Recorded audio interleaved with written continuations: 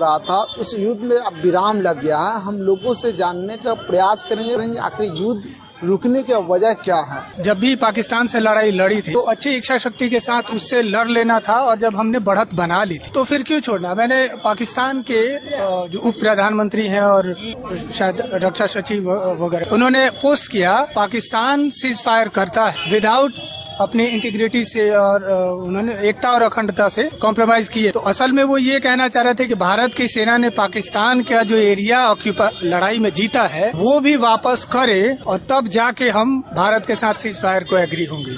और cease fire का पहले मैसेज देना डोनाल्ड ट्रंप का, ये बहुत अखर गया, हमें बहुत बुरा लगा। अगर सीज फायर जैसा ऐसा कुछ था तो विपक्ष के साथ बैठ के क्या जल्दीबाजी थी, इमीडिएट बैठक बुलाते अपोजिशन का, सारी पार्टियों का भरोसे में लेते और कूटनीतिक अपनी बातें भरोसे में लेके और तब डिसीजन लेते, तब अनाउंस करते कि हाँ जी सीज फायर हम कर रहे हैं और अपनी शर्तों पे कर रहे हैं, तो वो ज्यादा भरोसे के लायक होता।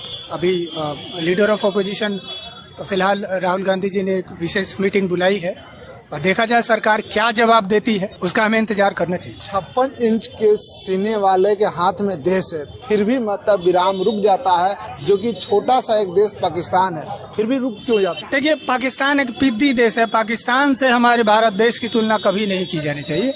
हमारे ग्लोबल कॉम्पिटिटर्स चाइना है, अमेरिका है, हम उन्हें कॉम्पिटिट करना चाहते हैं, हम उनके कॉम्पिटिट करने के लायक हमारे पास पोटेंशियल भी है ग्लोबली। और पाकिस्तान के आगे रुकने का क्या, मैंने पहले ही कहा कि भरोसे में लेना चाहिए था मोदी जी को।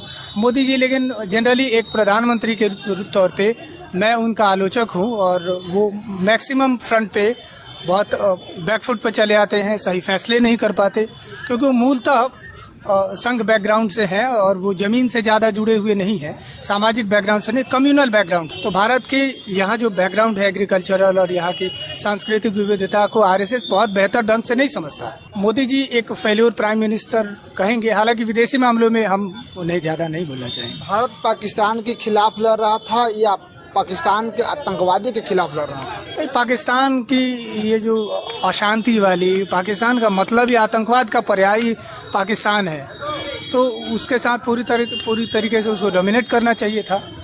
और पाकिस्तान के खिलाफ हमारी लड़ाई थी, उसके आतंकवाद के खिलाफ हमारी लड़ाई थी। भारत का जो नेशनल मीडिया है, लोग जो बोलते हैं गोदी मीडिया, हम लोग बोलते हैं मनु मीडिया, वो मीडिया बता रहा था कि आप पाकिस्तान पे कब्जा हो गया, आप लाहौर घुस गए हैं, इस तरह की खबरें चला रहा था। उस पर क्या भारत की मीडिया पूरी दुनिया में one of the most irresponsible, गैर जिम्मेदार मीडिया में से है, और ये दुखद सच्चाई है। और सरकार ने ऑफिशियली, सेना प्रमुख ने प्रेस रिलीज करके कहा कि इस तरीके के जो सैनिकों की गतिविधियां हैं वो नहीं की जानी चाहिए थी, लेकिन उठपटांग खबरें ये लगातार प्रेस रिलीज में दे रहे थे, न्यूज में दे रहे थे, जो नहीं दिया जाना चाहिए था, चुपचाप रहना चाहिए था। और वैसे मीडिया पर कार्रवाई होनी चाहिए क्या, उसे जेल में डालना चाहिए? बिल्कुल, 2014 से ही ये ऐसी उठपटांग खबरें और गड़बड़ खबरें चलाते हैं, सरकार को इन पे कार्रवाई करनी चाहिए, बिल्कुल करनी चाहिए। चुप है, कार्रवाई तो नहीं करते। जहाँ तक सोशल मीडिया जो है सरकार के मतलब एक अच्छा मैसेज देने का काम करता है, जो सच दिखाता है सोशल मीडिया, लेकिन सोशल मीडिया पे कार्रवाई हो जाता है, लेकिन वही गोदी मीडिया, नेशनल मीडिया पे कार्रवाई नहीं होता है। सरकार अपने कई मोर्चों पे फेलियर को इसी गोदी मीडिया के माध्यम से तोपती है, ढकती है, तो इसलिए ये कार्रवाई नहीं करना चाहती। मैंने पहले ही कहा कि इन पे कार्रवाई होनी चाहिए, और ये 2014 से ही गड़बड़ खबरें फैलाते हैं।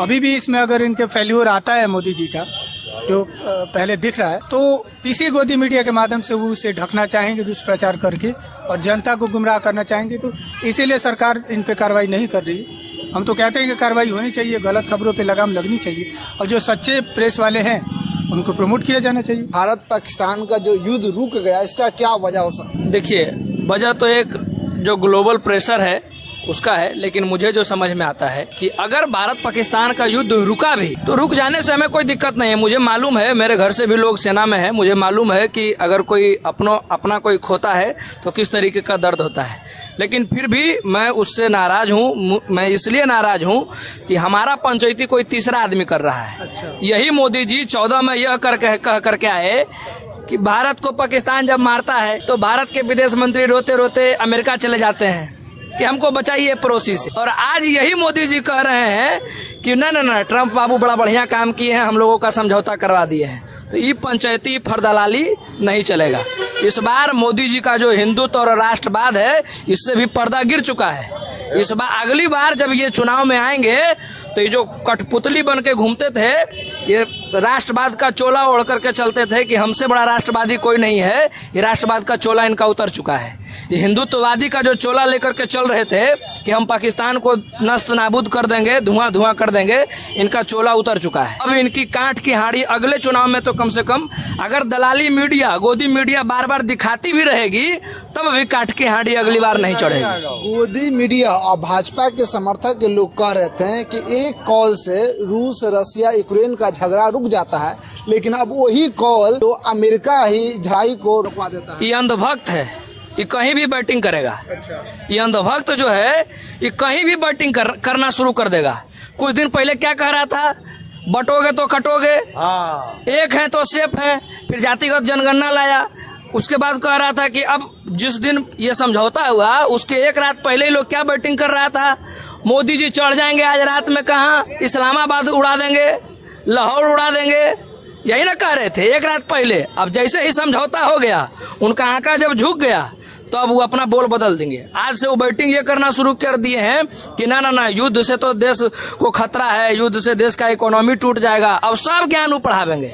अब जितना ज्ञान होता है, युद्ध का जितना खामियाजा होता है, सब ज्ञान वो पढ़ाएंगे। हमारा देश जो है, भारत आतंकवाद के खिलाफ लड़ाई लड़ रहा था, लेकिन ये गोदी मीडिया, मनु मीडिया जो है, खबरें दिखा रहा था कि भारत पाकिस्तान पे कब्जा हो गया है, तो लाहौर पे कब्जा हो गया है। तो ये विदेश नीति जो है, इससे विदेश नीति पे फर्क पड़ेगा।